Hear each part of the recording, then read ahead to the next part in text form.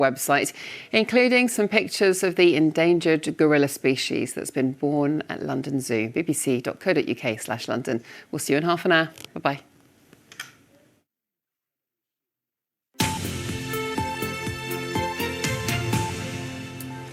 Hello, you're watching Breakfast with Charlie States and Naga Munchetti. Now, as the Post Office inquiry continues, we're hearing more stories of the devastating impact the scandal has had on those affected. Wendy Martin from York and Stephen Fountain from Huddersfield were both sub-postmasters. They've been speaking about how the story has changed their lives. Tim Muffet reports.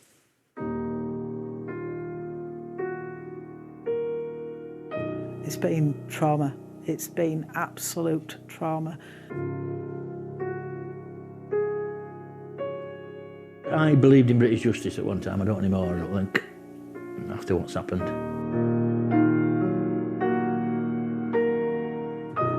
It's just devastated the life we had. It's devastated where we should have been in life now. Wendy and Stefan both ran post offices, and both their lives have been upended as a result. Basically, what happened here impacted the rest of my life. I had a breakdown. My debt's become really bad. I've got F-rated credit, so I can no longer work in financial fields. Wendy's post office was in York. Since she left in 2016, it's been turned into flats. Problems started on day one, and they never stopped. Going through more and more and more stress with transactions not working properly. I'd come home most nights and I'd be thousands of pounds short. Wendy kept telling the post office the shortfalls in her branch weren't her fault. But her bosses wouldn't believe her. The discrepancies sustained by your branch were not related to the Horizon system. Human error appears to be the cause. In desperation, Wendy used her own money to plug the gaps. In the 20 months I was open, I never actually brought a wage home because everything I had was getting put into balance the system. So all the money I was taking in my shop was going into balance the post office books. By the time I finished, I felt so ill, I felt like I was dropping dead. And I just decided, what way am I going to make myself bankrupt? So my choices were, I stay open, something drastic happens, and I end up with a criminal record. Or I close, and I can't pay anything, but I don't end up with a criminal record. So that was my decision that I had to make. Even now, after 8 years, I'm still not the same person I was before. You know, it hit me very, very badly. Wendy was one of 555 post office workers who took the post office to court. After a settlement in 2019, she received an interim payment, but is still awaiting full compensation.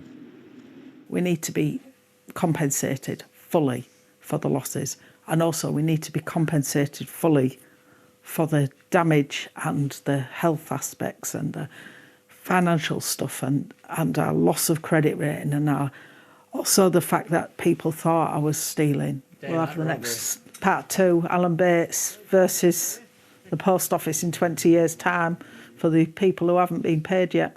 People think the post office is something, an institution and a British institution. It's not. It's corrupt from the top down, and that has been for a number of years. Faults with Horizon software meant Stefan had to sell his post office in Huddersfield, having worked there for 22 years. His branch had an apparent shortfall of £12,000.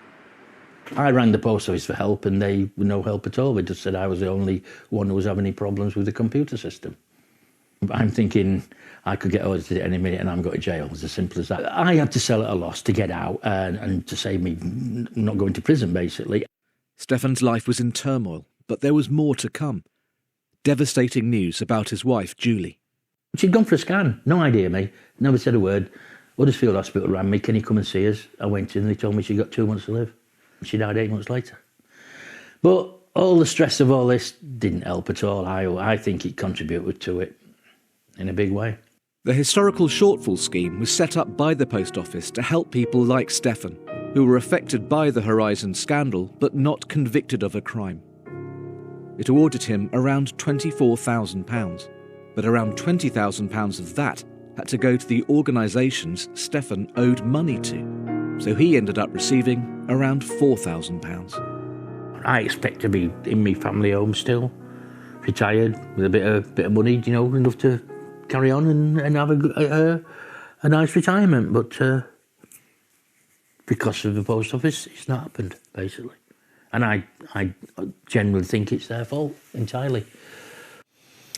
Of course, our thanks go to Wendy and Stefan for talking to us, talking to our reporter Tim Muffet there.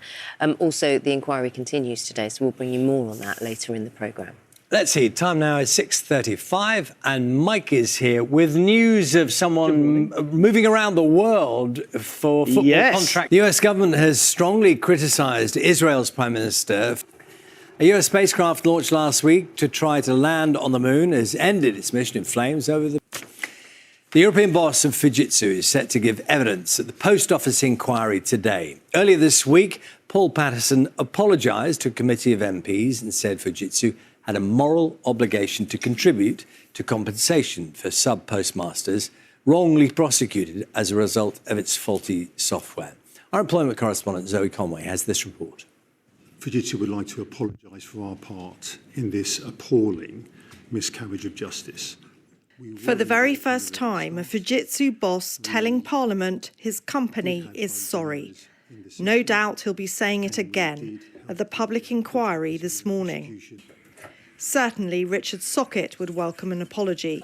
He was ordered to pay back £12,000 by the Post Office, money he didn't have. He had to turn to his dad for help. So, you know, my 80-year-old father had to give every single last penny he had in the world to me to pay off this debt. But why did they think that all these decent, caring, passionate, community-minded people were all trying to, you know, defraud people? It has changed me. Paul Patterson is likely to be asked at the inquiry about the behaviour of Fujitsu staff involved in prosecuting Post Office branch managers. The only way to stop it is to prove that I'm not a thief, right? It must be a bug. It must be... Lee Castleton's story was told in the ITV drama Mr Bates versus the Post Office and was portrayed by the actor Will Mellor. He was left bankrupt after being wrongly accused of stealing £25,000.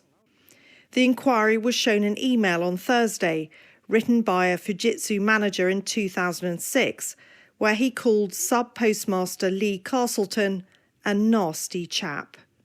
How did you form that opinion, Mr Sewell? I don't know. I don't know why I wrote it. I apologise. What was being said within Fujitsu that allowed you to form the opinion that he was a nasty man? Nothing, I don't think. Victory for some postmasters came in 2021, when their convictions were overturned, but could justice have come so much sooner? Perhaps the most important question of all is that asked by former sub-postmistress Betty Brown. How could you? Why? Just why? Why? Fujitsu admits it has a moral obligation to pay compensation, but they won't say how much until after the inquiry has concluded at the end of this year. Zoe Conway, BBC News. Health officials have warned that measles is likely to spread rapidly in more areas of the UK unless there is urgent action to increase uptake of the MMR vaccine.